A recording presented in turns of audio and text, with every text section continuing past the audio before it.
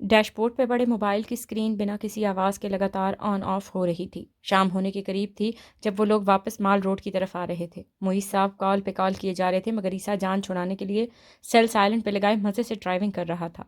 مال road پہنچ کر بلا آخر اس نے فون آف ہی کر دیا۔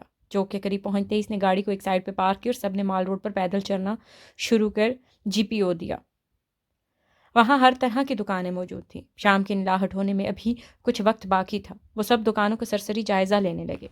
نائکا اور سمیرا بھی اسی وقت مال روڈ پر ایک دکان سے کپڑے دیکھ رہی تھی۔ نائکا اس دکان سے اپنے لیے کپڑے پسند کرنے میں مصروف ہو گئی جبکہ سمیرا ساتھ والی دکان سے اپنے لیے جوتا پسند کرنے چلی گئی۔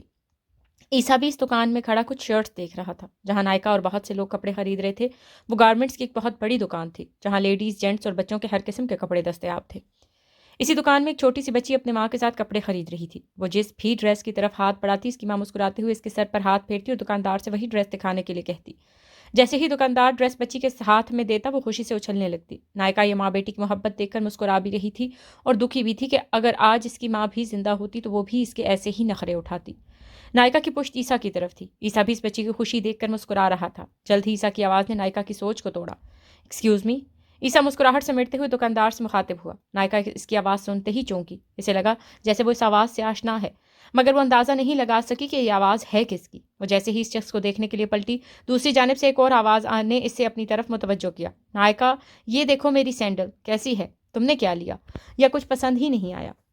چلو کسی اور دکان سے کپڑے دیکھتے ہیں۔ نائکا ابھی پوری طرح سے اس شخص کو دیکھنے کے لیے پلٹی بھی نہیں تھی کہ وہ سمیرا کی طرف متوجہ ہو گئی۔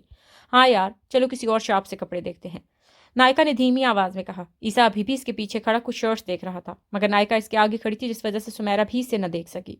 نائکا یہ کہتے ہوئے دکان سے باہر نکلنے لگی۔ سمیرا اس کے پیچھے چلنے کے لیے بیگ کندھے پر لٹکانے لگی۔ جیسے ہی نائکا نے اپنا ایک پاؤں دکان سے باہر نکالا سمیرا چیخ مارتے ہوئے اس کے پیچھے بھاگی۔ نائکا! نائکا اس کی آواز پہ پلٹی۔ کیا ہے، کیوں ہر وقت چلاتی رہتی ہو؟ نائکا نے دانت بھینچتے ہوئے مدھم آواز میں کہا۔ یار وہ دیکھو، یہ وہی لڑکا ہے نا جس نے آج ہماری مدد کی تھی؟ شکر ہے مل گیا، اب تم اسے سوری بول سکتی ہو۔ سمیرا نے بھی دھیمی آواز میں کہا۔ مجھے تو یہ کوئی اور لگتا ہے، وہ تو کوئی بڑا بدتمیز لگتا تھا، بہت بدتمیزی کی تھی اس نے، اس کی شکل اس سے ملتی جلتی ہوگی لیکن یہ وہ نہیں ہو سکتا۔ نائکا نے اسے کچھ فاصلے سے دیکھتے ہوئے اندازہ لگایا۔ وہ جس لہجے میں دکاندار سے مخاطب تھا وہ بالکل مختلف تھا۔ اف، تم بھی نا، اگر کوئی شریف بدتمیزی کے بدلے بدتمیزی کرے گا تو ظاہر ہے وہ بدتمیز ہی لگے گا۔ دیکھو سارا کچھ وہی ہے، بس گلاسز نہیں لگائے۔ سمیرا نے اسے یقین دلانے کی کوشش کی۔ وہ دونوں اس کے سائڈ پوز ہی دیکھ پائی تھیں۔ وہ دونوں اسے دیکھتے ہوئے آہستہ آہستہ اس کے اتنے قریب چلی گئیں کہ اگر وہ ذرا بھی پلٹتا تو یقیناً اس کی ٹکر ان میں سے کسی سے ہو جاتی۔ ان دونوں کو اس چیز کا ذرا بھی احساس نہیں ہوا۔ اگر اس نے ہمیں ایسے گھورتے ہوئے دیکھ لیا تو وہ کیا سوچے گا؟ لیکن عیسیٰ کو اس چیز کا احساس ضرور ہو گیا تھا کہ کوئی اس کے اتنے قریب کھڑا اسے دیکھ رہا ہے، لیکن وہ یہ نہیں جانتا تھا کہ کوئی اتنا زیادہ قریب کھڑا ہے کہ پلٹنے پر اس سے وہ ٹکرا بھی سکتا ہے۔ شاپنگ بیگ پکڑتے ہوئے جیسے ہی وہ پلٹا فوراً نائکا سے جا ٹکرایا اور اس کا بیگ ہاتھ سے بے اختیار چھوٹ کر نیچے گر گیا۔ دونوں کی زبان سے بیک وقت ایک ہی لفظ نکلا، آؤچ۔ نائکا نے اپنا ماتھا سہلاتے ہوئے غصے سے کہا۔ سمیرا یہ دیکھتے ہی اپنا سر پکڑ کر وٹ دا ہیل از دس پاس پڑے بینچ پر بیٹھ گئی۔ عیسیٰ بیگ اٹھاتے ہوئے بولا، oh I am really sorry ma'am. اب کیا فائدہ سوری بولنے کا، نائکا نے سابقہ لہجے میں کہا۔ عیسیٰ بیگ اٹھانے کے لیے جھکا ہوا تھا۔ دونوں نے ایک دوسرے پورا چہرہ نہیں دیکھا تھا اور عیسیٰ تو اس کی شکل دیکھے بغیر ہی سے سوری بول چکا تھا۔ وہ میں تم عیسیٰ نے بیگ اٹھاتے ہوئے وضاحت پیش کرنا چاہی لیکن نائکا کا چہرہ دیکھتے ہی وہ چونکا۔ وہ اپنی شربتی لمبی آنکھوں سے اسے گھورنے لگا۔ وہ دونوں ایک دوسرے کو اور سمیرا ان دونوں کو گھورنے لگی۔ عیسیٰ اس کی طرف سے جواب کے انتظار میں تھا کہ کوئی صفائی پیش کرے گی مگر یہ کیا، نائکا تو کچھ بولی ہی نہیں۔ اس کی زبان پہ تو جیسے تالا لگ گیا تھا۔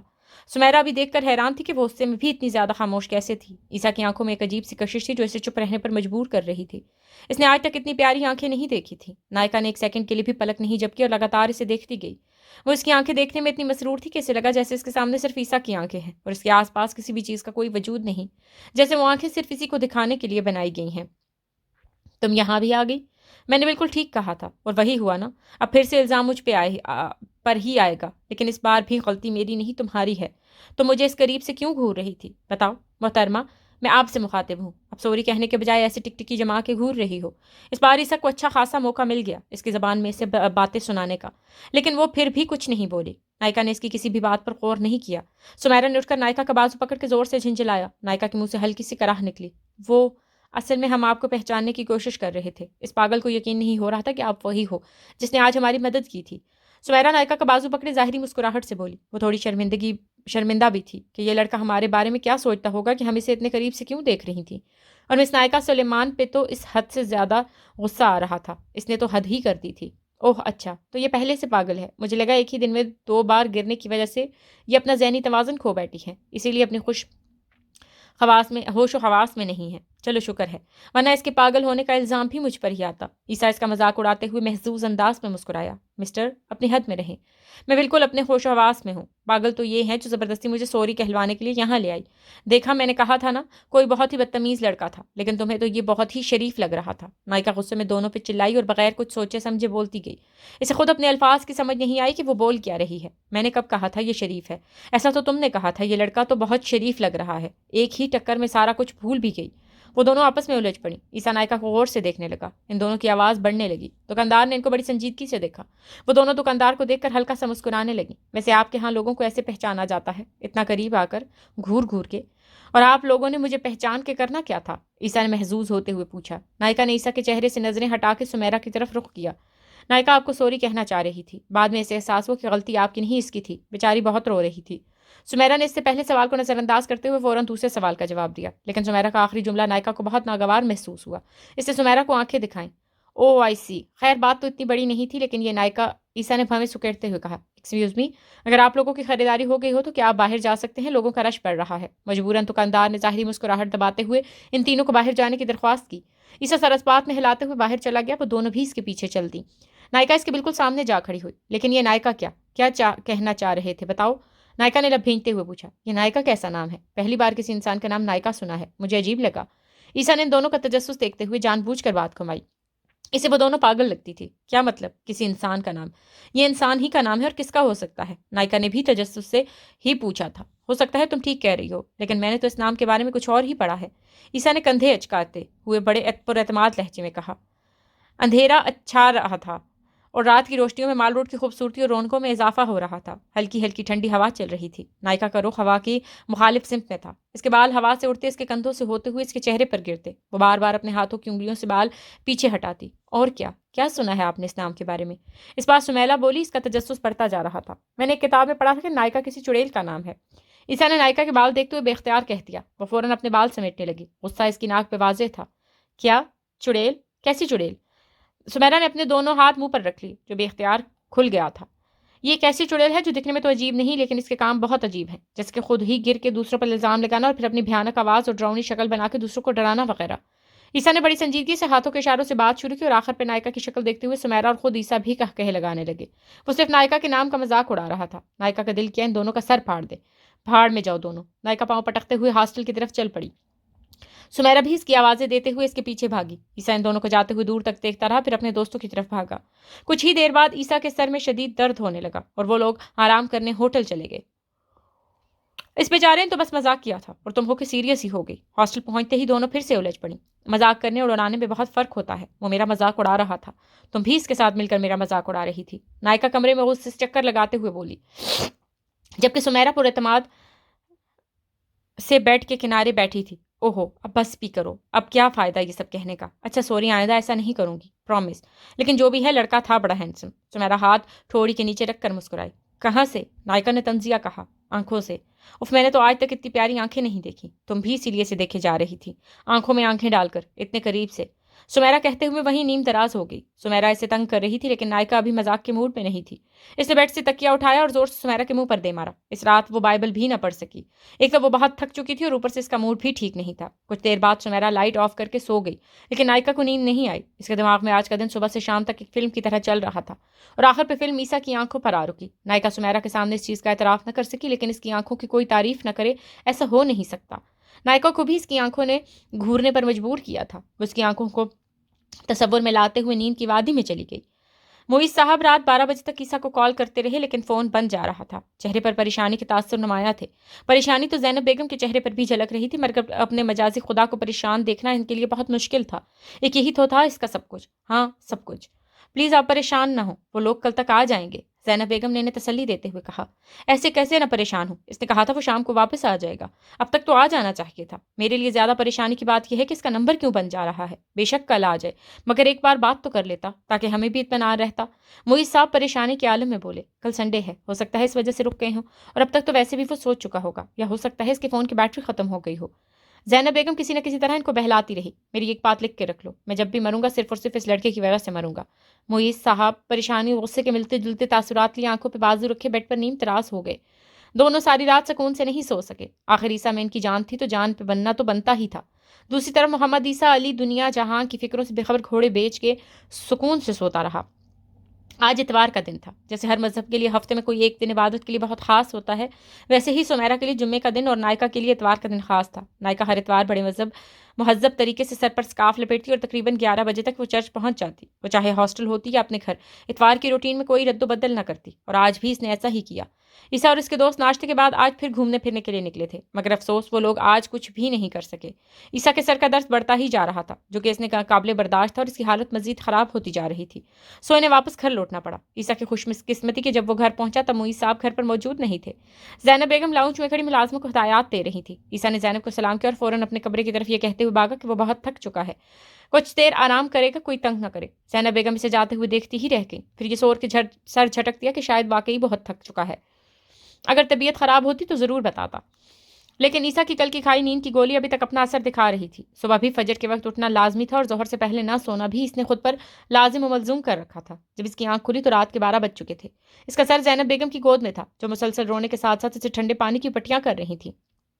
اس کا پورا دن جیسے آگ میں تپ رہا تھا. معیز صاحب بیٹھ کی پائنٹی پر بیٹھے کبھی عیسیٰ کی جانب دیکھتے تو کبھی گھڑی کی جانب. دوسری طرف معاذ بھی پریشان سا بیٹھا اپنے بڑے بھائی کو ہی دیکھ رہا تھا. سب کی اس کی آنکھ کھلنے کے انتظار میں تھے کہ کب وہ اٹھے اور اسے دوا دی جائے. عیسیٰ نے اٹھنا چاہا لیکن جسم درد سے بھرا پڑا تھا.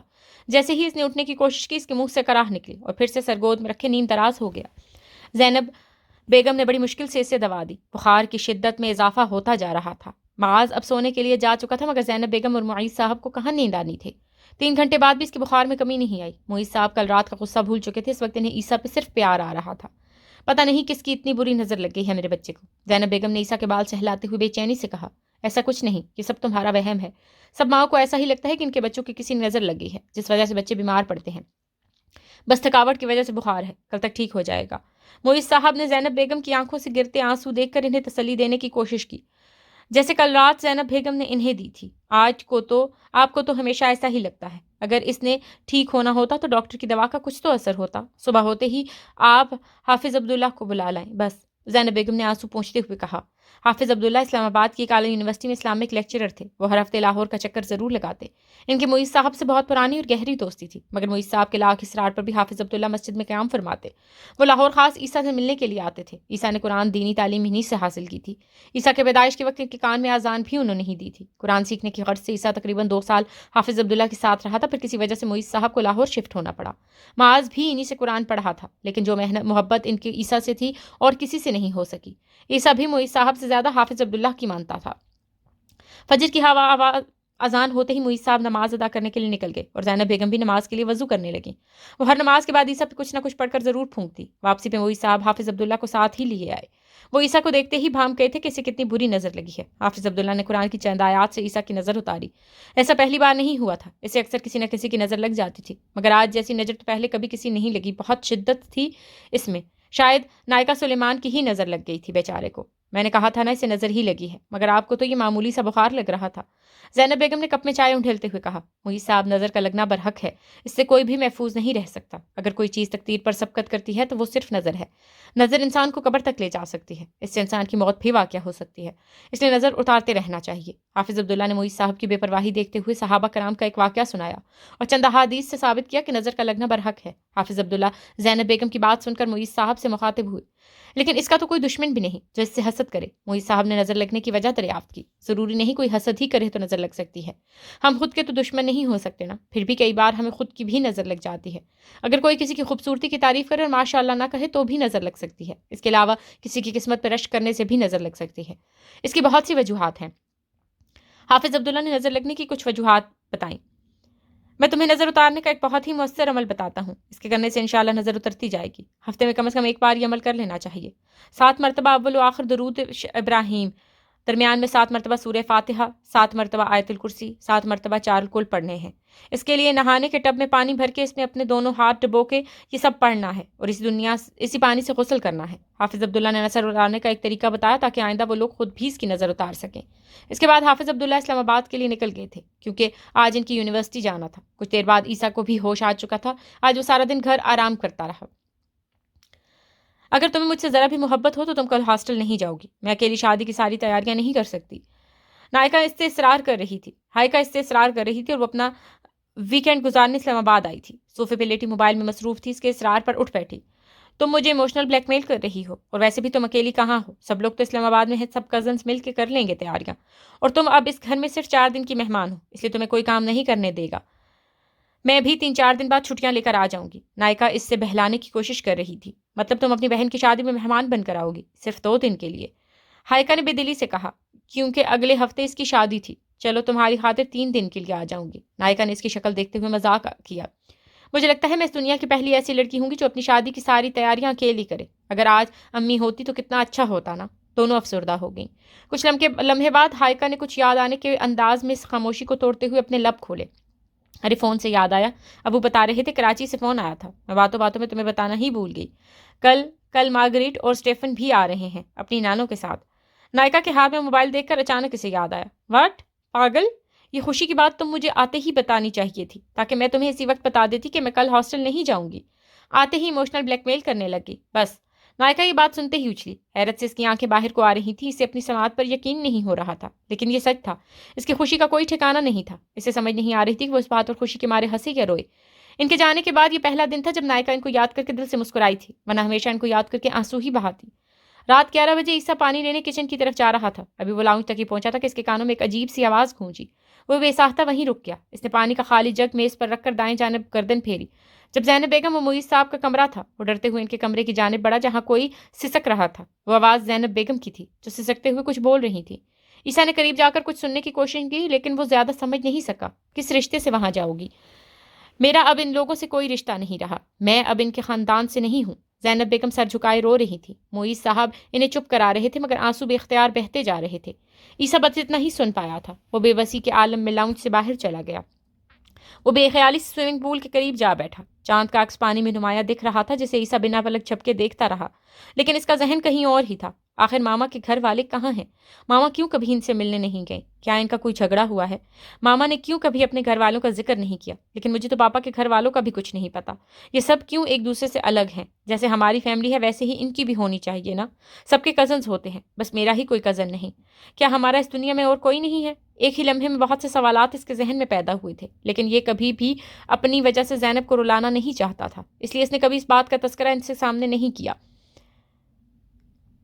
کچھ دیر بعد جب ٹھنڈ محسوس ہونے لگی تو وہ اٹھ کر اندر چلا گیا۔ اس نے ایک نظر زینب بیگم کے کمرے پہ ڈالی اور پانی لیے بغیر اپنے کمرے میں چلا گیا۔ انتظار آدھی موت ہے، لیکن نائکا کو آج یہ انتظار پوری موت لگ رہا تھا۔ وہ بار بار سامنے لگے وال کلاک کو دیکھتی۔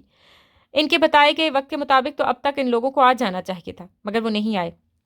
وہ جس قدر آج بے چین تھی اتنی پہلے کبھی نہیں ہوئی۔ آخر پورے 10 منٹ بعد ان کی گاڑی پورچ میں آ رکی۔ نائکا کی دھڑکنیں معمول سے زیادہ تیزی سے دھڑک رہی تھی، اتنی ہی تیزی سے وہ باہر کو بھاگی تھی۔ اسٹیفن ابھی گاڑی سے نکلا ہی تھا کہ نائکا اسے پکارتی ہوئی اس کے گلے جا لگی۔ دوسری طرف سے مارگریٹ بھی گاڑی سے نکل ہی رہی تھی۔ تم نائکا ہو؟ اسٹیفن نے قدر حیرت سے خود سے الگ کرتے پوچھا۔ نائکا کو تو جیسے جان ہی نکل گئی تھی۔ اسے اسٹیفن سے اس سوال کی قطعی توقع نہیں تھی۔ ابھی تو نائکا نے خوشی کے مارے سے مل کے رونا تھا، مگر یہ کیا؟ نائکا تو خوشی ہی بھول گئی تھی۔ اس کی آنکھوں میں اب دکھ کی وجہ سے آنسو کا ریلا اترا تھا۔ تم اسٹیفن ہو نا؟ مجھے کیسے بھول گئے؟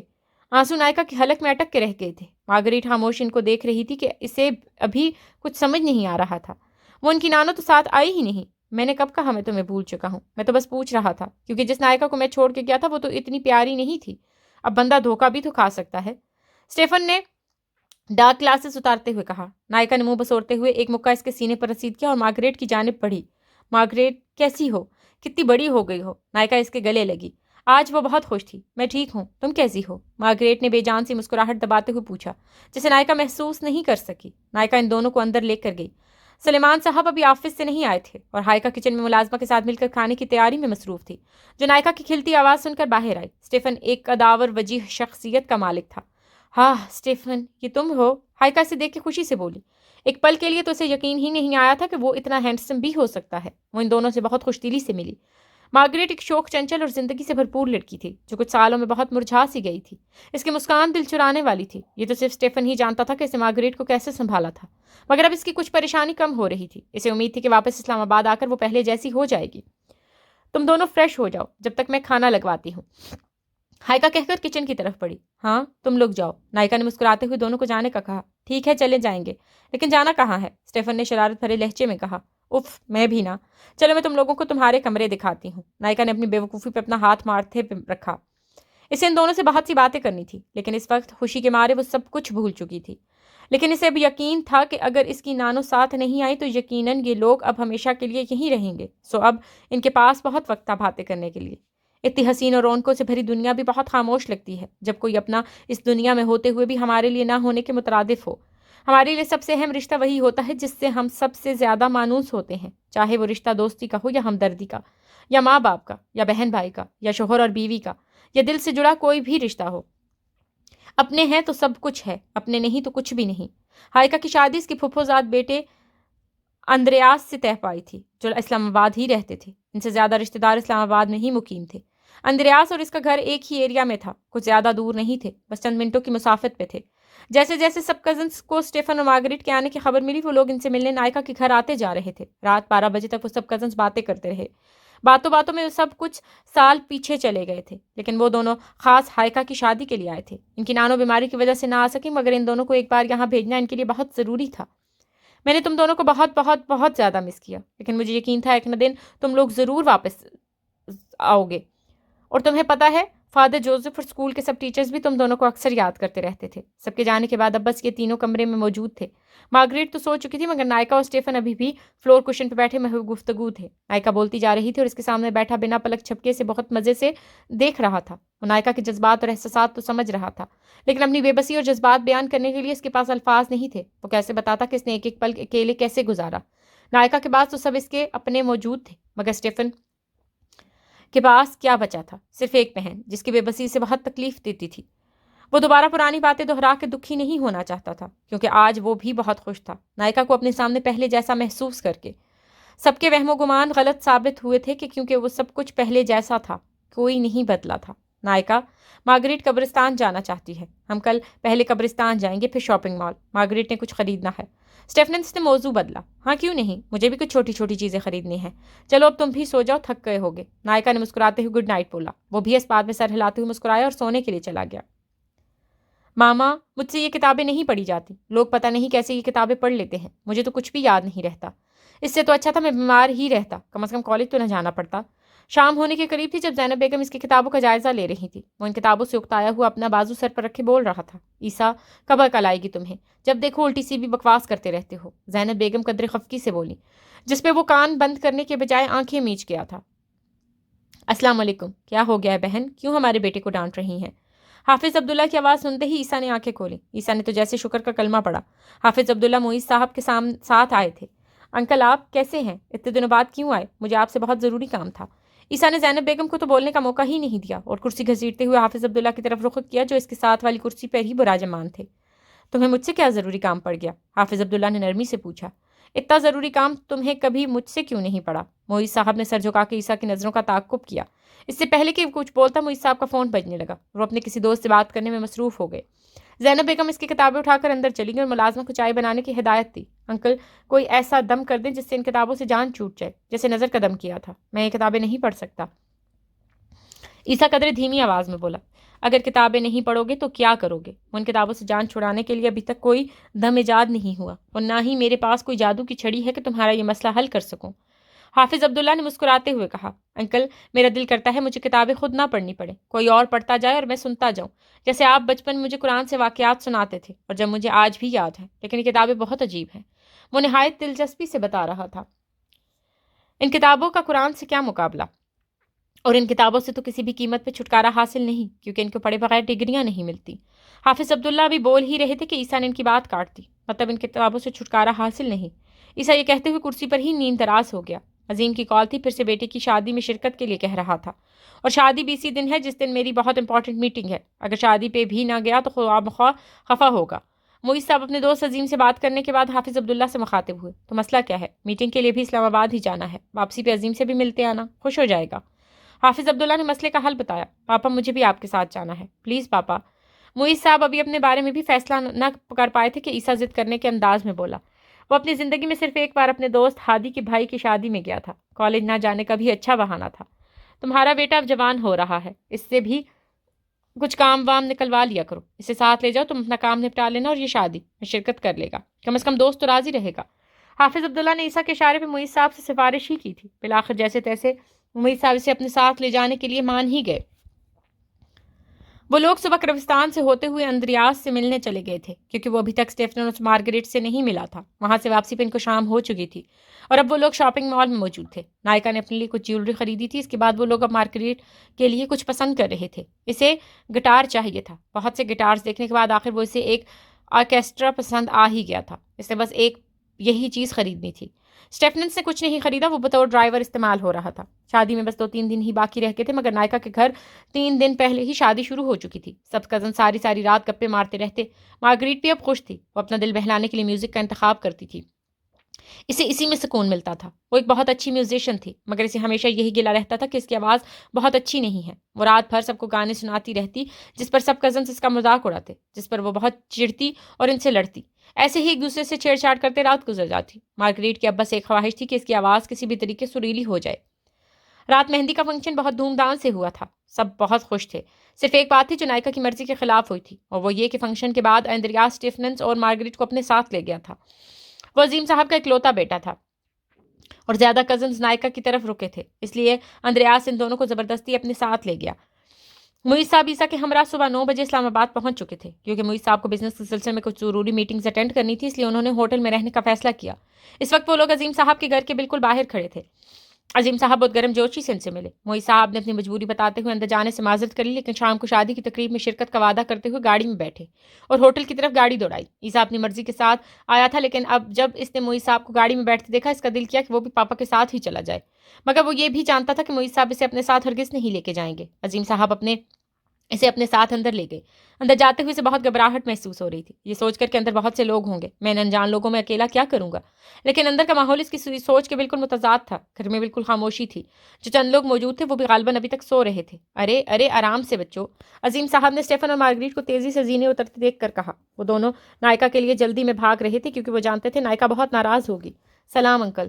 دونوں نے پھولتی ہوئی سانس میں سلام کیا. کہاں بھاگے جا رہے ہو؟ خیریت تو ہے نا؟ ناشتہ بھی نہیں کیا؟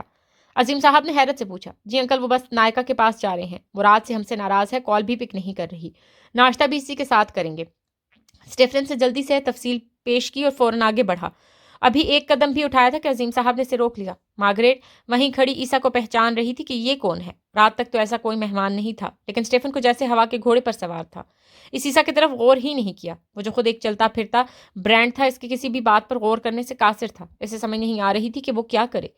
یہ میرے ایک بہت ہی قریبی دوست کا بیٹا ہے عیسیٰ. تم لوگ اسے بھی اپنے ساتھ لے جاؤ. یہاں بھی یہ اکیلا بور ہوتا رہے گا. کم از کم تم لوگوں کے ساتھ بور تو نہیں ہوگا. عظیم صاحب نے عیسیٰ کو بھی ساتھ لے جانے کا کہا. عیسیٰ کی گھبراہٹ ابھی کم نہیں ہوئی تھی کہ گھبراہٹ میں مزید اضافہ ہو گیا. ایک اور نئی جگہ جہاں لوگ بھی شاید زیادہ ہوں گے. اس کا دل کیا وہ ابھی اس وقت بنا کچھ کہے اکیلا لاہور چلا جائے. وہ بہت نروس ہو رہا تھا. ہم اسے بالکل بھی بور نہیں ہونے دیں گے، اسٹیفن سے خوش دلی سے کہا اور اسے ساتھ لیے نائکا کے طرف چل دیے. اس کا اخلاق دیکھ کر عیسیٰ کی نروسنس اب پہلے کی نسبت کم تھی. نائکا لان میں کھڑی بے چینی سے ان کا انتظار کر رہی تھی. وہ لوگ گیٹ میں کھڑے سے ہی دیکھ رہے تھے. نائکا کی پشت اس کی طرف تھی. اسٹیفن دبے پاؤں تک مگر تیزی سے اس کی جانب بڑھا اور پیچھے سے اپنے ہاتھوں سے اس کی آنکھیں مینچ لی. ابھی بھی کیا ضرورت تھی آنے کی؟ مجھے تم دونوں سے بات نہیں کرنی، چلے جاؤ یہاں سے. نائکا غصے سے اس کے ساتھ ہٹاتے ہوئے آگے بڑھی. اس کی پشت ابھی بھی ان کی طرف تھی. ارے بات تو سنو. اسٹیفن اس کا ہاتھ پکڑتے ہوئے روکا. میں نے کہا نا مجھے تم دونوں سے بات نہیں کرنی. وہ دانت کھینچتے ہوئے بولے. ہمارے ساتھ ایک مہمان بھی ہے اور مہمانوں کے سامنے ایسے بدتمیزی نہیں کرتے ڈیئر. اب کی بار وہ اس کے سامنے جا کھڑا ہوا اور اس کے ہلتے لبوں پر انگلی رکھتے ہوئے دھیمی سی سرگوشی کی. نائکا نے حیرت سے پلٹ کر دیکھا. مارگریٹ کے ساتھ عیسیٰ دونوں ہاتھ سینے پہ باندھے ان کو دیکھ رہا تھا. دونوں ایک دوسرے کو دیکھ کر چونکے پر بولے کچھ نہیں. اسٹیفن نے عیسیٰ کا تعارف کروایا. اب یہ ہیں ہماری پیاری سی لیکن تھوڑی سی لڑاکو کزن. اس سے پہلے کہ اسٹیفن اس کا نام بتاتا عیسیٰ نے اس کی بات کاٹ دی. نائکا. بے اختیار عیسیٰ کی زبان پھسل گئی. نائکا کو حیرت ہوئی تھی کہ اسے ابھی بھی اس کا نام یاد ہے اور یاد رہتا بھی کیسے نہ. جس تفصیل سے اس نے نائکا کے نام کے بارے میں بتایا تھا وہ بھولنے والے نہیں تھی. تم دونوں جانتے ہو ایک دوسرے کو؟ स्टेफनस ने हैरत से पूछा। जी, ईसा ندامت भरी नजरों से बोला। यकीनन वो अब पछता रहा था और नायका बेयकीनी से इसे अपने सामने खड़ा देख रही थी। कब, कहाँ, कैसे? मार्गरेट तजस्सुस से बोली। जी, वो हम मरी में मिले थे। इनकी दोस्त को हेल्प चाहिए थी, सो मैंने कर दी। इसने लड़खड़ाती जुबान से मुख्तसरन जवाब दिया। वाह, क्या बात है, इत्तेफाक से आप लोग आज फिर से मिल गए। मार्गरेट मुस्कुराते हुए बोली। ओह शिट, ये तो गिन गिन के बदले लेगा। मैं क्यों आ गया इसके घर? ईसा दिल ही दिल में खुद को कोस रहा था। चलो यार, अब अंदर चलते हैं, मुझे बहुत भूख लग रही है।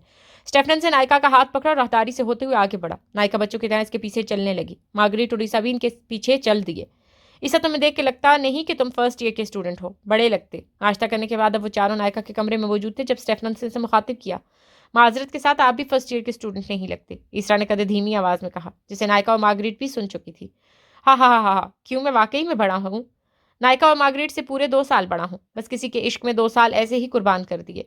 स्टेफनस ने नायका की तरफ देखते हुए शरीर लहजे में कहा। ईसा ने संजीदगी से कहा, जिस पर तीनों ने इसे हैरत से देखा। Same here. व्हाट? इश्क, वो भी इस उम्र में? स्टेफनस ने हैरत से पूछा। जी, मुझे मेरे पापा से इश्क हो गया था और उनके कहने पर मुझे जामिया जाने पड़ा। फिर 1 साल बाद मुझे मेरी मामा से इश्क हो गया और उनकी दूरी बर्दाश्त नहीं हुई तो मैंने जामिया छोड़ दिया। ईसा ने साबका लहजे में कहा, जिसे वो तीनों बहुत संजीदगी से समाअत फरमा रहे थे, गोया कोई खुतबा सुन रहे हों। पहले तो इन तीनों को जामिया के नाम से हैरत हुई, लेकिन जल्द ही वो लोग समझ गए थे कि वो मुसलमान है और चंद लम्हों की देर थी कि वो तीनों इसकी बात पर हंस रहे थे। इनको देखकर ईसा भी मुस्कुरा दिया। अब से पहले वो लोग ईसा के नाम की वजह से इसे हम मजहब ही समझ रहे थे। अभी वो लोग इसी बात पर हंस रहे थे कि किसी ने दरवाजा खटखटाया। तुम दोनों नीचे, अंकल बुला रहे हैं, फौरन से पहले नीचे जाओ, शायद कोई जरूरी काम है। इसने आते ही इन तीनों को नीचे जाने की ताकीद की। सोबान भी नायका का चचाजाद कजन था जो शायद अभी इसी घर में आया था। यकीनन बाकी सब कजन भी एक एक करके आने वाले थे। ओके, हम नीचे जाते हैं, जब तक तुम ईसा को कंपनी दो। स्टेफनन से कहकर जल्दी से बाहर भागा और दोनों ही इसके पीछे चलने लगे। तो मेहमान हो? सुबान ने इसके करीब जाकर एक आबरू उचकाते हुए मशकूक अंदाज में पूछा। नहीं, इस घर का मालिक हूँ, ईसा ने तंजिया कहा। इसे सुबान का लहजा बिल्कुल अच्छा नहीं लगा था। वो ईसा के सामने टांग पे टांग रखकर बैठ गया। मैं जानता हूँ तुम मेहमान हो, लेकिन तुम मुझे नहीं जानते। मैं सुबान सिंधु हूँ। पूरे खानदान में सिर्फ और सिर्फ मेरी चलती है। सब कजन मेरे इशारे पे चलते हैं। अगर मैं चाहूँ तो तुम्हें यहाँ कोई पूछे भी ना, इसलिए ज्यादा रोब झाड़ने की जरूरत नहीं है। सुबान ने एक गुस्सीली निगाह इस पर डाली। ईसा के जवाब और अंदाज ने तो जैसे इसे आग ही लगा दी थी। वो भी सिंधु था, भला